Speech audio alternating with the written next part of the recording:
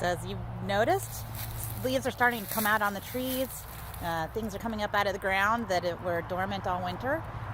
So I noticed a few things just in my backyard that surprised me, specifically poison ivy. So poison ivy is not an invasive plant. It's actually a native plant, and it's very good for feeding our native birds. So yeah, it makes us itch. So it's not something we want in our backyard, but it is not a bad plant. So just something to keep in mind. And I thought I'd point out what it looks like in the early spring, so you can keep your eye out for it. So one of the main things to look for is some shiny, pinkish green leaves.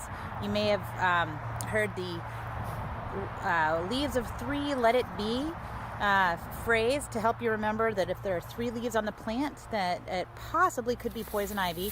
I'm going to show you what it looks like right now when it's really little, when it's first coming up out of the ground in the spring. And again, it has a shiny pink leaf to it, and then later on it gets tall and it grows up like this, up a tree. Not like this. It doesn't grow to choke the tree. It just grows kind of straight up the tree like this. And again, it's not a bad plant. It just makes us humans itch a little bit. So probably not something I'm going to want in my backyard, but I'm glad I noticed it when it's nice and shiny. It's only going to be shiny for a few more weeks, but it's nice and easy to see.